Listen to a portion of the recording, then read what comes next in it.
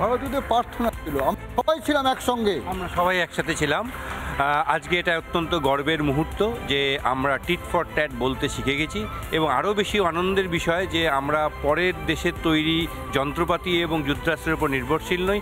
এখন আমরা সম্পূর্ণ স্বয়ংসম্পূর্ণ, পৃথিবীকে বুক ঠুকে বলতে পারি, আয় কে দেখবি, আয় দেখাচ্ছি মজা। মজা দেখাতে পারবো 100 বার। প্রথমেই বলি যে রিপাবলিক বাংলা যে উদ্যোগটা আজকে নিয়েছে, hats off to all of you, hats off. Really it's a wonderful initiation, we should continue this. আর আজ এই ভারতীয় নিশ্চয়ই আমরা গর্বিত।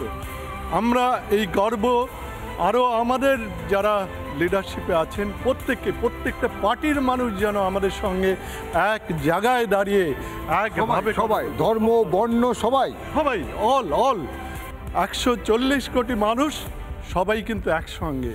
কোথাও আপনি দেখবেন না হিন্দু মুসলমানের কোনো পার্থক্য আমাদের এই যুদ্ধে হয়নি।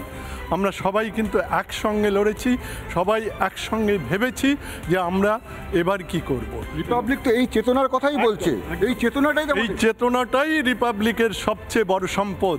এটাকে নিয়েই আমরা আগামী দিনে আমাদের যে বড় মিশন, গোটা পৃথিবীকে আমরা দেখিয়ে দেব আমরা একটা শক্তিশালী জাতি, যে জাতি সারা পৃথিবীকে লিড করতে পারে, যেটা আমাদের লিডারশিপে সবাই বলছে। জগৎ সভায় শ্রেষ্ঠ আসন, জগৎ সভায় আমাদের তো ইয়েস। আমাদের যেমন মিডিয়ার একটা টিআরপি থাকে, আমাদের দেশের টিআরপিটা কি? দেশের টিআরপি হচ্ছে যে আমরা ইউনিটি ইন ডাইভার্সিটি, যেটা আমাদের প্রধানমন্ত্রী বলেছেন।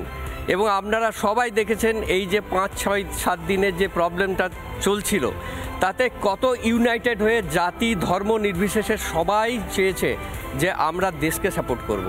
আমাদের ডিপ্লোম্যাটিক ফ্রন্টে যে সমস্ত প্রেস রিলিজগুলো দেওয়া হয়ে গেছে, সেগুলো ইন্টারন্যাশনাল ফোরামে সেগুলোকে অ্যাকসেপ্ট হয়েছে, বিকজ আমাদের মিডিয়া যেভাবে কভার করেছে প্রেস রিলিজগুলো, সেটার মধ্যে অথেন্টিসিটি আছে।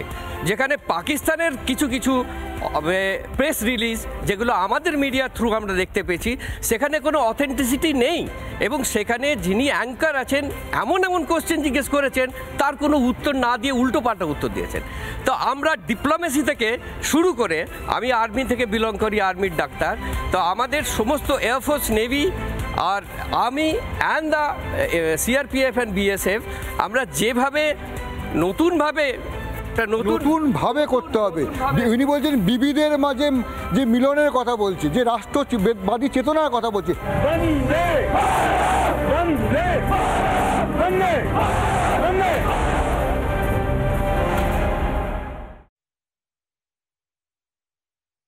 নানা ধরনের কন্টেন্ট দেখার জন্য লাইক করুন, শেয়ার করুন আমাদের ফেসবুক পেজ, সাবস্ক্রাইব করুন আমাদের ইউটিউব চ্যানেল।